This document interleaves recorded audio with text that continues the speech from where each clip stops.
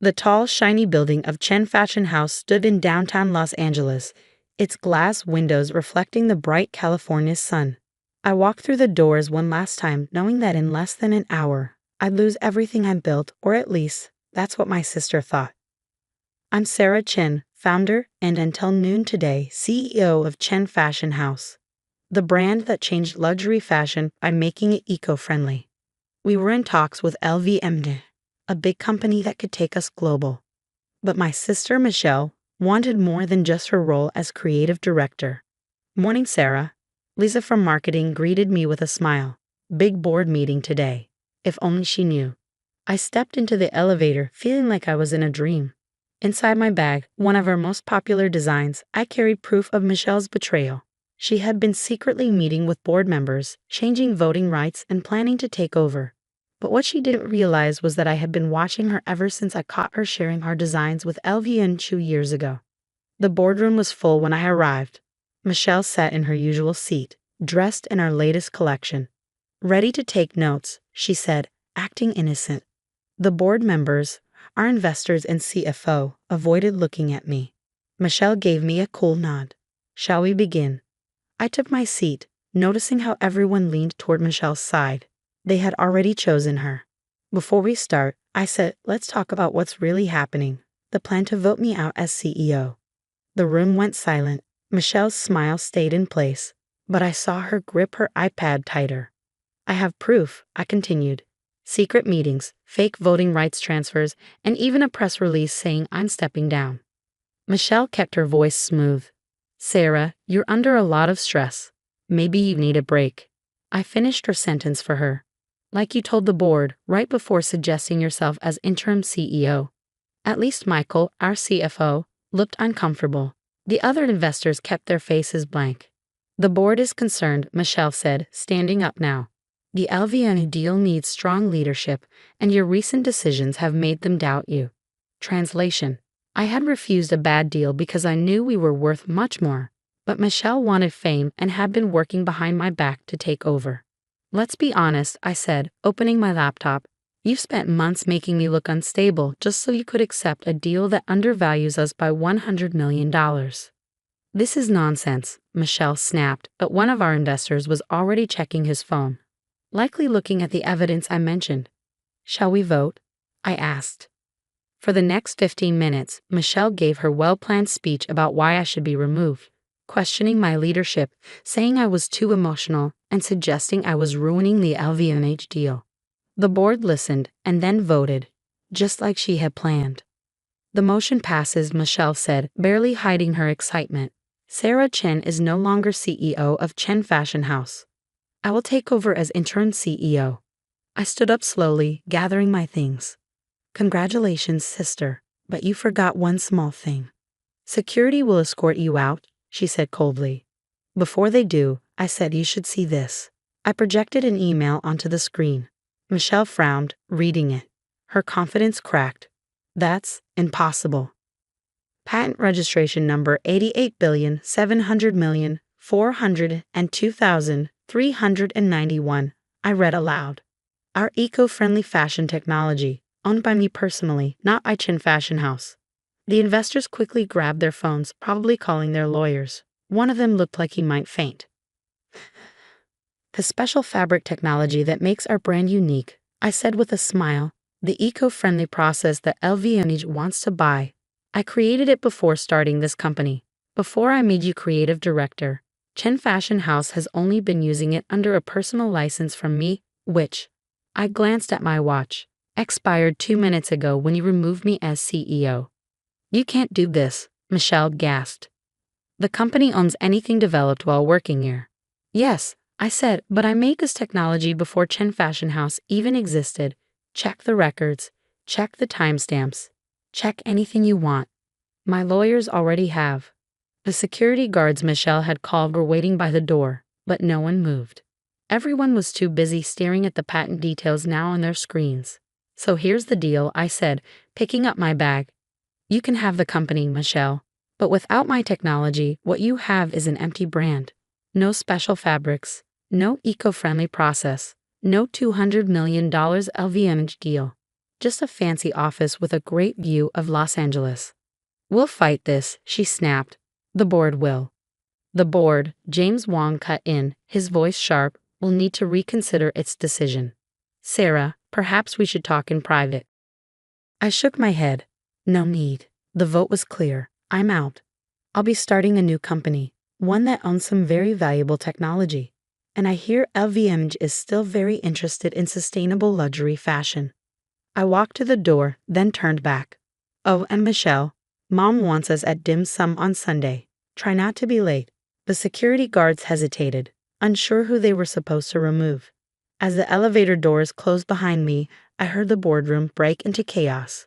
Lisa from marketing caught me in the lobby. Sarah, is everything okay upstairs? I smiled, thinking about the other surprise I had waiting at home, one that would shake up the fashion world even more. Everything's fine, I told her. Just a little family drama. But tomorrow, I grinned, tomorrow is going to be very interesting. The next 24 hours in the fashion world were pure chaos. Women's Wear Daily broke the news first. Chen Fashion House CEO ousted. IP dispute puts LVMH deal at risk. Soon my phone was flooded with calls from reporters, luxury brands, and competitors. I ignored them all, sitting in my Malibu home office, watching everything play out exactly as I planned. The trademark fight was just the beginning. The real shocker was still coming. Miss Chen, my assistant's voice came through the intercom. Bernard Arnault from LVMH is on line 1, and your mother is on line 2. I smiled. Right on schedule. Put Mom through first. Sarah Chen, Mom's voice snapped through the phone. What is this I'm reading? The whole Chinese community is talking. Michelle tried to take your company, so you humiliate her in front of the board? In front of investors? What about family harmony? I glanced at the folder on my desk. Michelle's secret emails, proving she had been planning my removal for almost a year. Sometimes harmony has to be earned, Mom. Is Michelle there with you? A pause. She's been in her room all morning. Won't stop crying. Good. Tell her to stay there. She'll want to see the news in an hour. I smiled. Also, maybe start making some of your special wonton soup. We're going to have guests for dinner. I switched to line 1. Bernard, I was wondering when you'd call. Bernard Arnault, the head of LVMH, got straight to the point. That's quite a technology portfolio you've been hiding, Sarah. Why are we just learning about it now? Because until today, there was no reason to bring it up. Chen Fashion House had a license to use it as long as I was CEO. Now, I shrugged. Things have changed. The acquisition deal is off, I said. At least as it stands now. But I'm open to a new deal, one that reflects the actual value of my technology. A long pause. Our original offer was fair. The original offer was $200 million for technology that will change sustainable fashion forever. As of this morning, that technology legally belongs to me, not Chen Fashion House. Would you like to know what Kering offered 20 minutes ago? Another pause. When can you be in Paris? I can't. Family dinner tonight, but you're welcome to join us in Los Angeles. My mom makes excellent wonton soup. To his credit, Bernard understood immediately. Text me the address. I'll bring the wine. My next call was to Lisa from marketing. She had already received offers from 3 luxury brands. How would you like to be head of global marketing at a company that actually owns its technology? When do I start? By noon, I had secured commitments from most of Chen Fashion House's top designers and engineers. By 2 p.m., I had offers from 5 major luxury brands. But the real fireworks were coming at 3 o'clock. Right on time, Vogue broke the next big story. Chen Fashion House's eco-friendly claims in question. Anonymous source provides evidence. I watched as the company's stock price started to crash. The anonymous source, my carefully documented research, proved that while my sustainable fabric was real, Michelle had been secretly using non-eco-friendly processes while falsely marketing them as green. The phone rang again. Michelle. You knew, she said. You knew about the production issues all along. Of course I knew. I warned you about the sustainability certifications 6 months ago, right before you started planning to remove me. The company is falling apart. The LVMH deal is dead. Are you happy now? Actually, Bernard Arnault is coming to Mom's for dinner. We're going to discuss a new deal, one with my new company, which owns the technology and real sustainability certifications. Silence. You should come too, I added. Mom's making wonton soup. Why? Her voice was shaky. Why not just destroy me completely? Because you're my sister. And because Mom would never forgive me. 7 o'clock. Don't be late.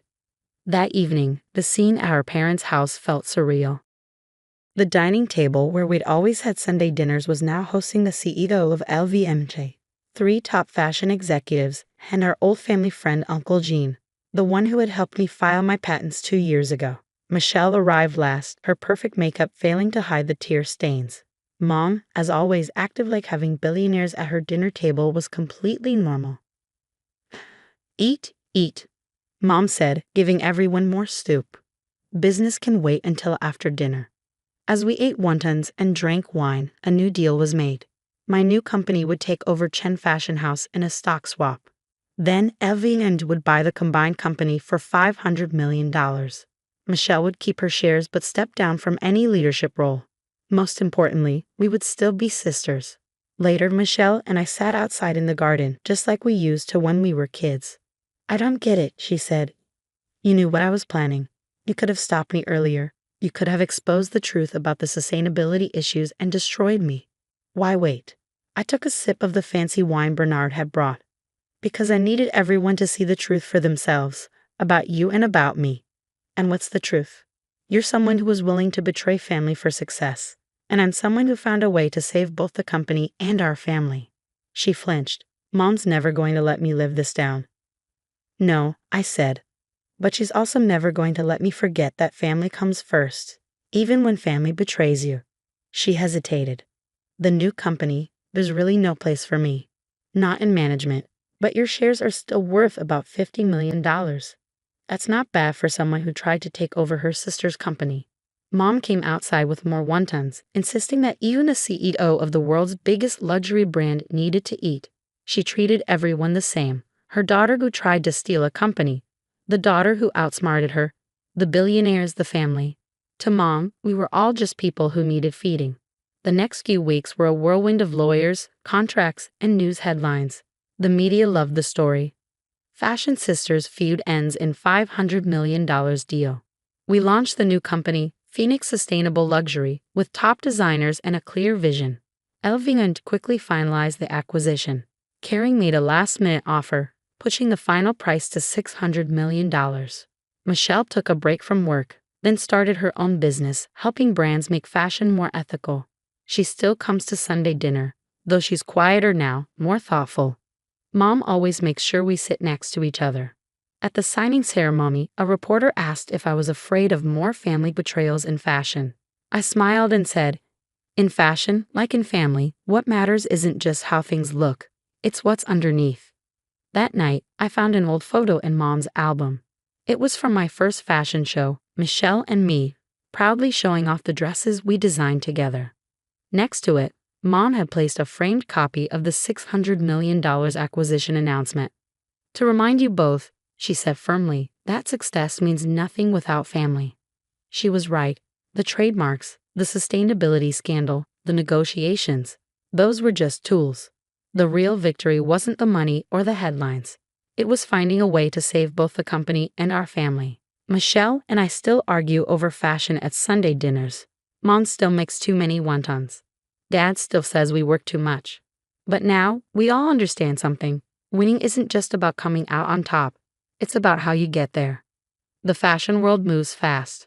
Trends change. Companies rise and fall. But family is forever. Sometimes betrayal reminds us of that, and sometimes forgiveness shows us the way forward. Today, Phoenix Sustainable Luxury is changing the fashion industry. Our technology is shaping the future of luxury goods, and the Chen sisters still have Sunday dinner at Mom's table. Different roles, different perspectives, but still family. As for me, I keep the original patents framed in my office, right next to that old fashion show photo. A reminder that in business, as in family, the best victories are the ones that leave room for redemption.